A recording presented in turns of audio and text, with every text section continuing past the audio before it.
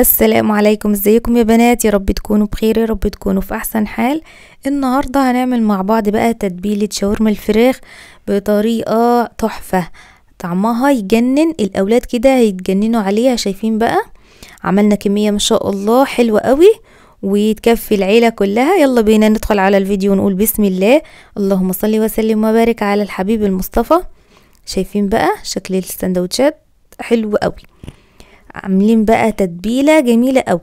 انا هنا عامله صدر فرخه زي ما انتم شايفين كده. بجيب الفرخه وبقطع الاجنحه منها وبقطع الاوراق وبخلي الصدر كده وبستخدمه بقى في اي وصفه زي ما عملنا مع بعض كده الاستريبس او مثلا الشاورما او اي وصفه انت عايزه تعملي بيها، يعني تستخدمي الصدور بس. تمام، بتكون اوفر كتير يا بنات. ولو عندك البانيه ممكن تستخدميه برضو، يعني انتي وراحتك. بصوا بقى احنا عايزين نقطعها كده تقطيعة صغيرة وتكون رفيعة زي ما انتوا شايفين كده. هي دي التقطيعة اللي احنا عايزين نقطعها، تقطيعة سهلة جدا وعلى قد ما ترفعي رفعي. هنا بقى يا بنات هنعمل التتبيله مع بعض. جبت كده ليمونه متوسطه وعصرتها، وجبت معلقتين كده من اللبن الرايب. لو انت عندك علبه زبادي صغيره استخدميها، يعني المتوفر عندك استخدميه. معلقه صغيره من البابريكا، مكعب كده من مرقه الدجاج، وممكن تستغني عنه لو مش بتحبي تستخدمي مرقه الدجاج في الاكلات بتاعتك، بس هو صراحه بيدي طعم حلو. جبت كده معلقة صغيرة مليانة من السبع بهارات، ومعلقة صغيرة مليانة من الثوم البودر، ونص معلقة صغيرة من البصل البودر، نص معلقة من الكركم، ورشة صغيرة خالص من الفلفل الاسود، يعني ربع معلقة مثلا، وربع معلقة برضو من الكمون. وهقلب كل الكلام ده مع بعضه. حطيت نص معلقة من الملح ومعلقة من الخل و3 معالق من الزيت. تمام كده. هسيب لكم مكونات التتبيلة دي كلها في اول تعليق مثبت تحت الفيديو، اول تعليق في التعليقات. تمام كده. هنقلب بقى كل التتبيلة الحلوة دي كده مع بعض. خلي بالك وانتي بتحطي الملح تراعي ان انتي لو حطيتي مرقة دجاج عشان بيبقى فيها نسبة من الملح. تقلبي بقى كل كده التتبيله بتاعتك وتنزلي بالشاورما بتاعتك او الفراخ وتقلبيها كده مع بعضها. عايزه اقول لكم بقى كانت ريحه التتبيله دي حكايه، طعمها يجنن، حلوه جدا. يا ريت يا بنات اللي اول مره يزورني في القناه ما ينساش يدعمني باشتراك في القناه، وكمان يفعل زر الجرس على الكل علشان توصلكم مني كل الفيديوهات. وخدوا جولة كده في القناة، فيها فيديوهات حلوة جدا هتعجبكم ان شاء الله. انا هنا سبت التتبيلة كده نص ساعة تقريبا، سبت الفراخ في التتبيلة نص ساعة. بعد كده جبت بقى طاسة، نزلت كده بمعلقتين 2 زيت، وسخنت الطاسة بتاعتي كويس قوي. سخنيها، لازم تسخنيها حلو، يعني بحيث ان انت اول ما تنزلي بالفراخ الفراخ تاخد صدمة فايه تفضل طرية معاكي وما تنزلش المية بتاعتها.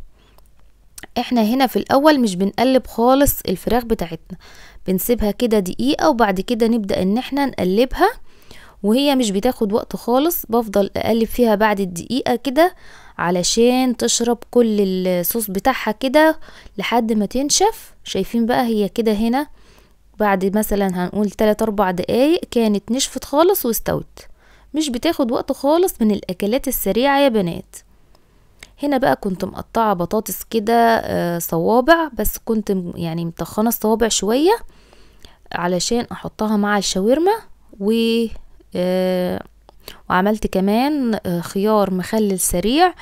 لو انتي ما عندكيش خيار مخلل ممكن تجيبي بقى 3-4 وحدات كده من الخيار وتحطيه عليهم كوبايتين مية سخنة وربع كوباية من الخل ومعلقتين ملح، هيتخلل معاكي مسافة ساعة. هنا بقى طبعا الشاورما بتاعتي كانت استوت، وده العيش الصاج اللي عملته معاكم الفيديو اللي فات. هسيب لكم اللينك بتاعه في اول تعليق علشان برضو اللي ما شافوش. شايفين العيش الصاج زي اللي انتوا بتشتروه جاهز بالظبط.